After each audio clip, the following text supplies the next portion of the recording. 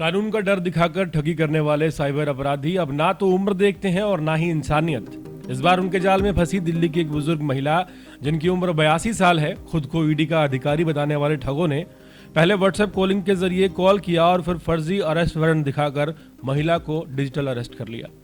महिला को इतना मानसिक दबाव दिया गया कि उसने अपने जीवन भर की कमाई तकरीबन 1.25 करोड़ रुपए इन ठगों के अलग अलग अकाउंट्स में ट्रांसफर कर दिए।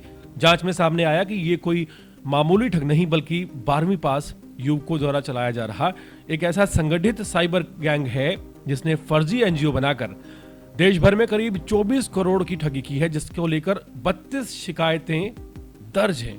इस पूरे खेल का एक अहम किरदार प्रभाकर कुमार 27 वर्षीय है, जो कि बिहार के नालंदा जिले का रहने वाला है और महज 12वीं पास है। तकनीक की बारीकी समझ के उसने फर्जी बैंक अकाउंट्स और सिम कार्ड को एक्टिव किया और साइबर क्राइम की नींव रखी। दूसरा आरोपी है रुपेश कुमार सिंह। उम्र है 37 वर्ष, बिहार के वैशाली जिले का निवासी है और फर्जी एनजीओ के करंट अकाउंट्स की किट हासिल करने के लिए पटना में बैठकर ट्रांजैक्शन करवाता है और वहीं से ठगों और खाता धारकों के बीच एक अहम कड़ी बनकर बैठा है। तीसरा और सबसे ज्यादा बड़ा अहम जो किरदार है वो है 46 साल का देवराज।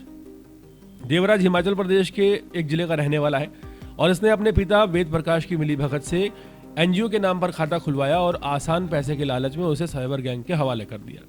दिल्ली में साइबर ठगी का जाल अब इस हद तक फैल चुका है कि जहां उम्र, अनुभव और समझ भी अपराधियों के सामने बेबस नजर आने लगी है। इस बार शिकार बनी है एक 82 वर्ष की बुजुर्ग महिला, जिसे कानून के नाम पर इतना डराया गया कि उसने अपनी जिंदगी की सारी जमा पूंजी इन ठगों के हवाले कर दी।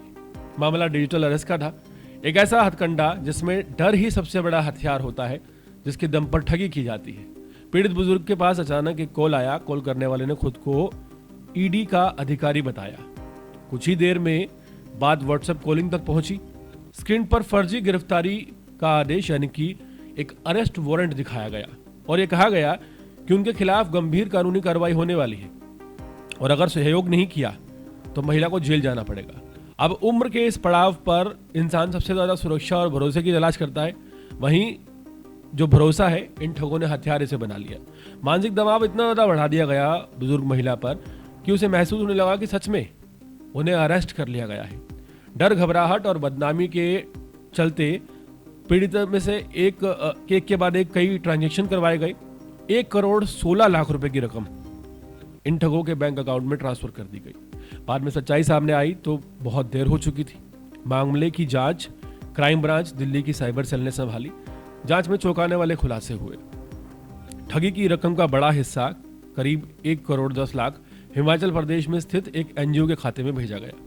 यही नहीं, इस खाते के खिलाफ national cyber crime reporting portal पर पहले से 32 शिकायतें दर्ज थी, जिनकी कुल राशि हैरान करने वाली है।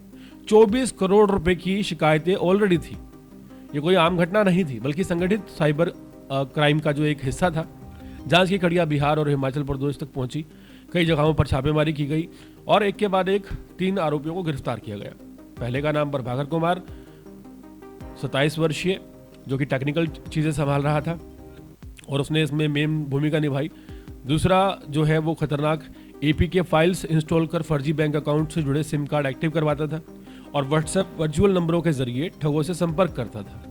जो एक आरोपी इसमें रुपेश कुमार सिंह है, जो एनजीओ के करंट अकाउंट की किट हासिल कर जो ठग थे और अकाउंट धारक थे जो कि ठगे जाते थे, उनके बीच एक ट्रांजैक्शन बना हुआ था और होटल में बैठकर ट्रांजैक्शन कराया करता था। हर सौदे में कमीशन लिया करता था। तीसरा आरोपी देवराज था, जिसने अपने फादर की मिलीभगत से एक एनजीओ का नाम पर खाता खुलवाया और लालच में आकर इंटरनेट बैंकिंग विवरण और ओटीपी ठगों को पूरी तरह से सौंप दिया। पूरी साजिश का तरीका एक ही था, पहले कानून का डर दिखाओ, फिर डिजिटल अरेस्ट करो और फिर खातों के जरिए पैसे की हेराफेरी। पूरे मामले में एक बड़ी कार्रवाई हुई है और पर्दाफाश किया गया है। इंस्पेक्टर जो है इसमें सुभाष चंद्र की टीम ने एसीपी अनिल शर्मा की निगरानी में नेटवर्क का पर्दाफाश किया है। 3 गिरफ्तारियां हो चुकी हैं और उम्मीद है जल्द ही और भी गिरफ्तारियां इस मामले में हो सकती हैं।